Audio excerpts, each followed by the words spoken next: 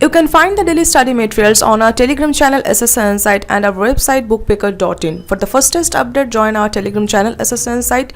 The links are in the description, or you can search by name SSN Insight on Telegram channel. We have launched our website bookpicker.in. Let's pick the right one. हमारे website में हर तरह का government exams के लिए books analyst किया गया है, जिससे आपको पता चले कि कोई भी एक एग्जाम के लिए मार्केट में कौन सा बुक्स अवेलेबल है। एक वेल ऑर्गेनाइज तरीके से ये हमारे वेबसाइट पर बुक्स एनलिस्ट किया गया है, एंड इसके साथ साथ सभी स्टडी मटेरियल्स यहाँ पे मंथ वाइज प्रोवाइड किया गया है। So please do visit our website bookpicker.in. The links are in the description. Hi everyone, welcome to SSC insight. आशा करता हूँ कि आप सभी बहुत अच्छे से पढ़ाई कर रहे हैं आगे आने वाले एसएससी एग्जाम्स के लिए, एंड स्पेशली एसएससी सीजीएल 2022 को टारगेट कर रहे हैं। तो लास्ट वीडियो मैंने आपको बताया था कि आपको पढ़ाई का स्ट्रैटेजी बनाने से पहले ये सोचना ज़रूरी है कि आप कौन सी मोड में पढ़ाई करना चाहते हैं। कौन सी मोड मतलब आपको सेल्फ स्टडी करना चाहिए या कोई ऑनलाइन कोचिंग या पेड बैच ज्वाइन करना चाहिए। अगर आप ये वीडियो नहीं देखे तो वो आपको आई बटन में या डिस्क्रिप्शन बॉक्स में मिल जाएगा। वो वीडियो एक बार आप ज़रूर देख लेना, बहुत ही इंपॉर्टेंट है आपके स्ट्रैटेजी के लिए। आज इस वीडियो में हम डिस्कस करेंगे कि अगर आप आगे आने वाले एसएससी सीजीएल 2022 के लिए सेल्फ स्टडी प्लान कर रहे हैं, मतलब आप सेल्फ स्टडी से ही सिलेक्शन लेना चाहते हैं, तो कौन सी इंपॉर्टेंट चीज़ आपको माइंड में रखना चाहिए, कौन सी चीज़ आपको ध्यान में रखना चाहिए, कैसे आपको सेल्फ स्टडी स्टार्ट करना चाहिए।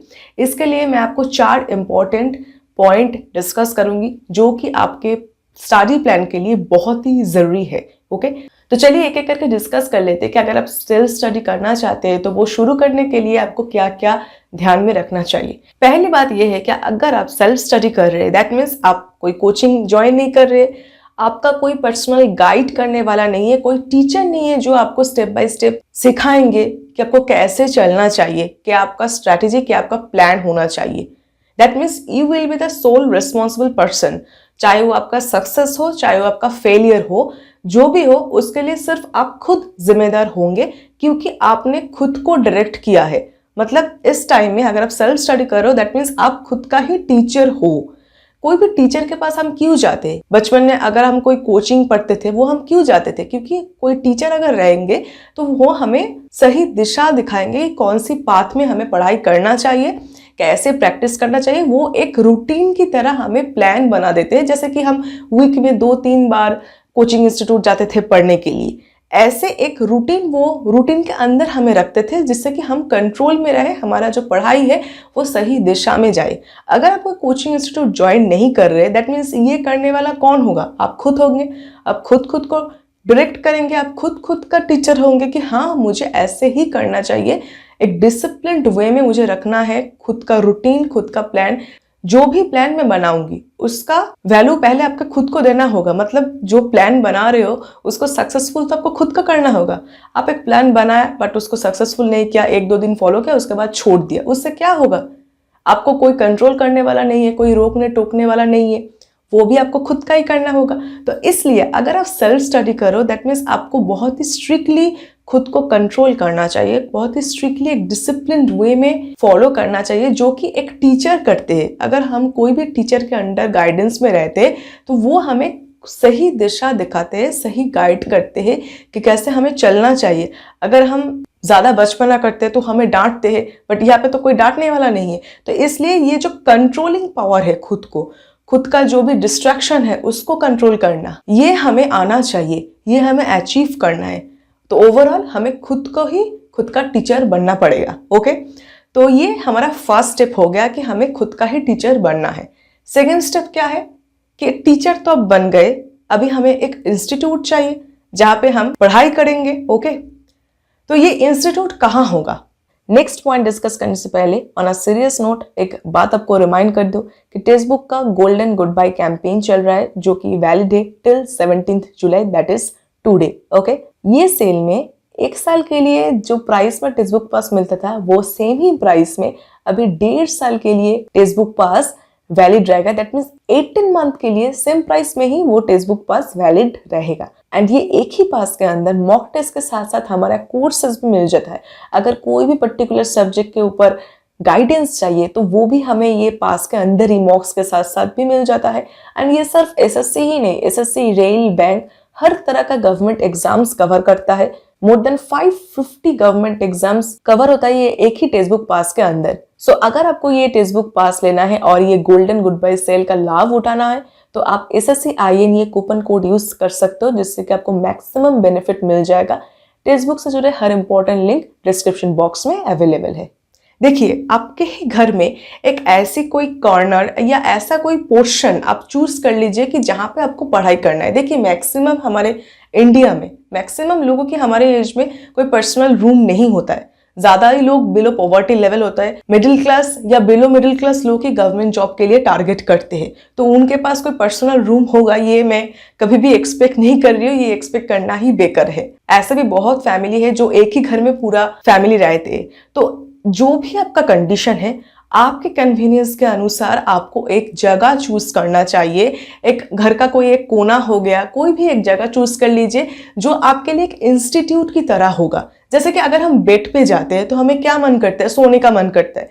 अगर हम सिनेमा हॉल में जाते हैं तो हम क्या वो सिनेमा हॉल में जाकर तो पढ़ाई नहीं करते, सिनेमा देखते हैं ना। तो वैसे ही आपको घर का एक पोर्शन, एक ऐसा एरिया आपको चूज करना होगा जहां पे जाने के बाद आपको ऐसा एक फील आए कि हाँ अभी तो मुझे बहुत पढ़ना है। सबसे अच्छा होता है कि अगर आपका एक स्टडी टेबल और चेयर रहता है, बट हो सकता है कि वो आप अफोर्ड नहीं कर पाए। अगर वो अफोर्ड नहीं कर पाए तो आपको जो भी कन्वीनियंट लगा वो कर सकते हो, क्योंकि अगर हम बेड पे पढ़ेंगे या फ्लोर पे बैठ के पढ़ेंगे तो हमारे थोड़ी देर बाद ही ऐसे सोने का मन करता है। मतलब उतना एनर्जेटिक नहीं फील होता है जितना हम स्टडी टेबल और चेयर में बैठ के पढ़ने से हमारे फीलिंग आता है।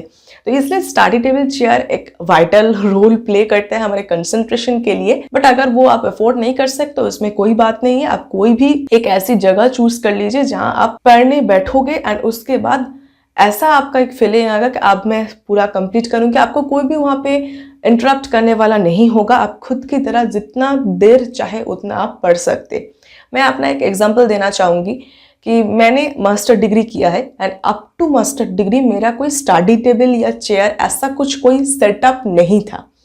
आफ्टर मास्टर डिग्री मैंने जब डिसाइड किया कि हाँ मुझे CGL देना है एंड मैं सेल्फ स्टडी ही करना चाहती हूँ, कोई भी कोचिंग इंस्टीट्यूट मुझे ज्वाइन नहीं करना है, तब जाके मुझे ऐसा लगा कि हाँ मेरा एक टेबल और चेयर का एक सेटअप होना चाहिए जहाँ पे टेबल में मेरा बुक्स, पेन, कॉपी वगैरह रहेगा, ऑर्गेनाइज्ड वे में रहेगा। मेरा जो भी मन चाहेगा मैं वो स्टडी टेबल में बैठ कर कर सकती हूँ। ऐसा एक प्लेस मुझे चाहिए। तो ये स्टडी टेबल और चेयर खरीदने के लिए टोटल मेरा अराउंड 2000 रुपीज लगा था। एक प्लास्टिक टेबल एंड चेयर का सेटअप लिया था मैंने, उसके लिए मेरा नियर अबाउट 2000 रुपीज लगेगा। तो आपको पता होगा कि बंगालीज का सबसे बड़ा जो उत्सव होता है वो दुर्गा पूजा होता है। ओके, सितंबर अक्टूबर के महीने में आते हैं दुर्गा पूजा। तो ये स्टडी टेबल एंड चेयर खरीदने के लिए मैंने दुर्गा पूजा में कोई भी नया कपड़ा नहीं लिया था। कोई भी मैं एग्जेगरेशन यहाँ पे नहीं कर रही हूँ, जो मैंने किया था वही मैं बता रही हूँ, क्योंकि मेरे लिए कपड़े से ज्यादा स्टडी टेबल चेयर ज्यादा इंपॉर्टेंट था।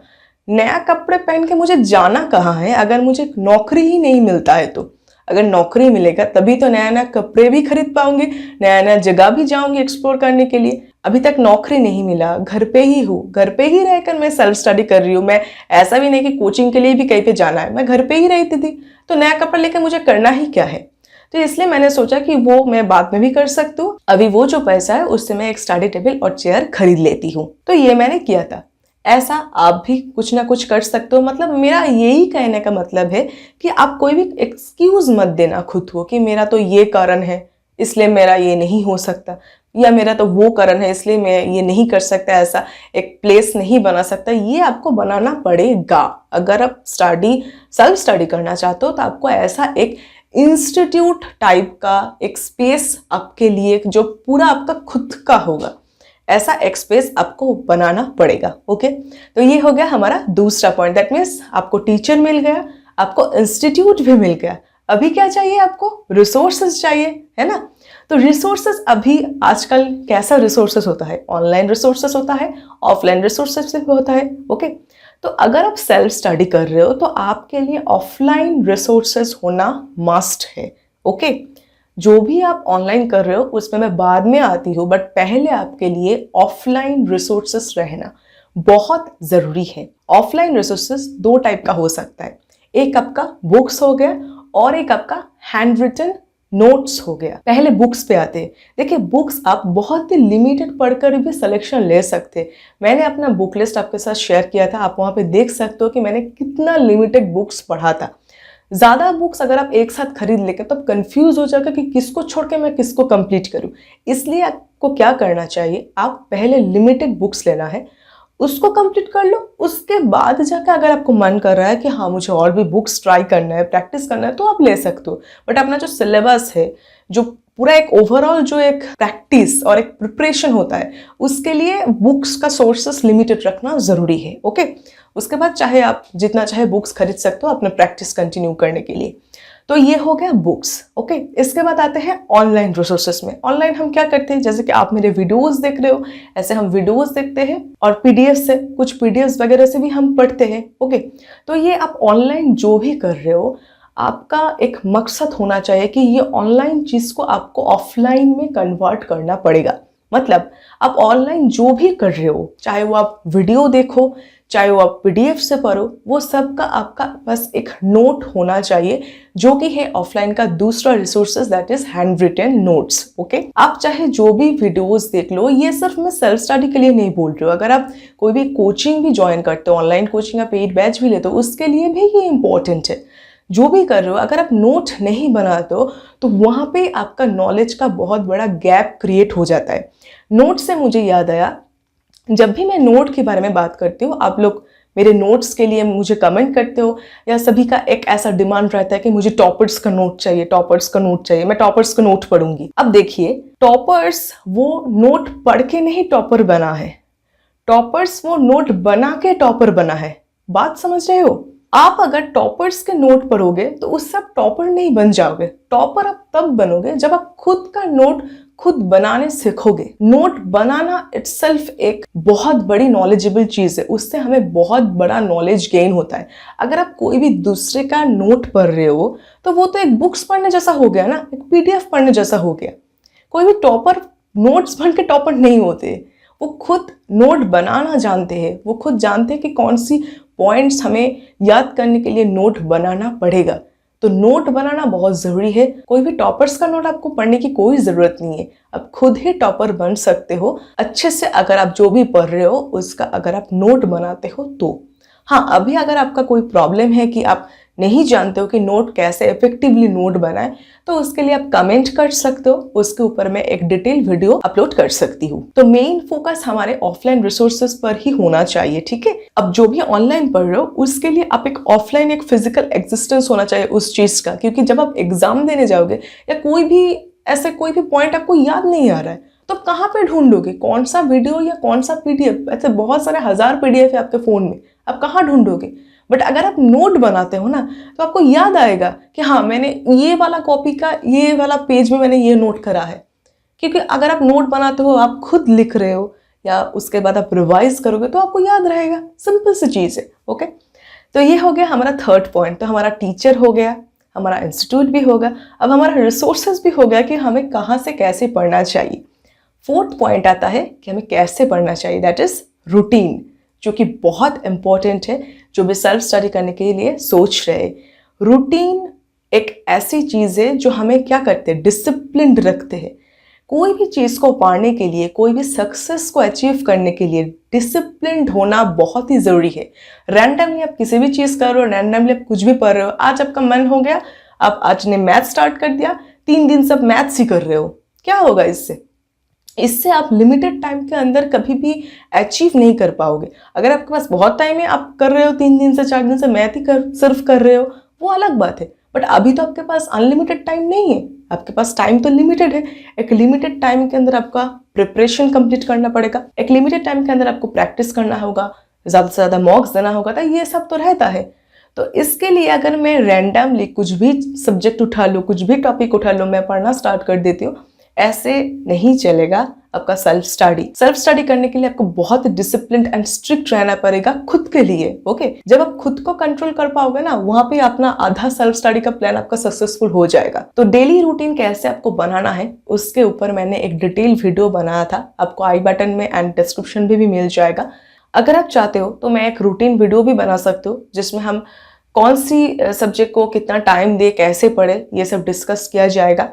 और आई बटन में भी आपको डेली रूटीन का वीडियो मिल जाएगा जहाँ से आपको पता चलेगा कि मैंने कैसे मैनेज किया था, मैंने जब सेल्फ स्टडी किया था, जब प्रिपरेशन किया था, तब मैंने कैसे ये सब्जेक्ट्स को एंड टाइम को मैनेज किया था।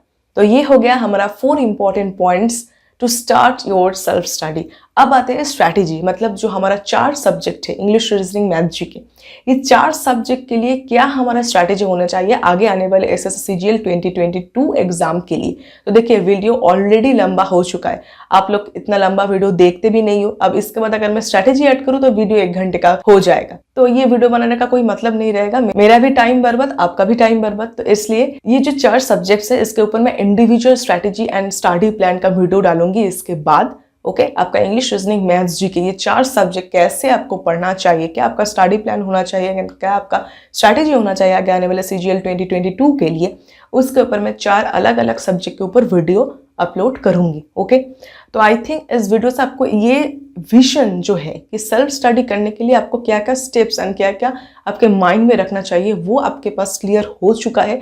अगर आपको अच्छा लगा तो ये वीडियो को एक बार ज़रूर लाइक कीजिएगा एंड आपका सेल्फ स्टडी प्लान क्या होने वाला है वो भी हमें कमेंट करके ज़रूर बताइएगा। अगर आपको ये वीडियो बेनिफिशियल लगा तो ये वीडियो आप अपना दोस्तों के बीच टेलीग्राम, फेसबुक, व्हाट्सएप, ये सब जगह पे शेयर कर सकते हैं, जिससे कि उनको पता चले कि एक्चुअल में सेल्फ स्टडी करने के लिए क्या क्या चीज़ उनको माइंड में रखना चाहिए। एक सेल्फ स्टडी करने वाला ही ये माइन्यूट चीज़ें आपको बता सकता है, ये छोटी से छोटी चीज़ कितना डिफरेंस क्रिएट करता है वो आपको तब पता लगेगा जब ये इम्प्लीमेंट करोगे आप अपने प्लान्स में। ओके, तो बहुत अच्छे से पढ़ाई करते रहिए। नेक्स्ट हम ये स्ट्रैटेजी के ऊपर सब्जेक्ट वाइज वीडियो लेके आएंगे, तब तक के लिए पढ़ाई करते रहिए। अभी तो आपको एक दिन भी वेस्ट नहीं करना है, बहुत अच्छे से पढ़ाई करना है। ओके, तो चलिए, दैट्स ऑल, थैंक यू।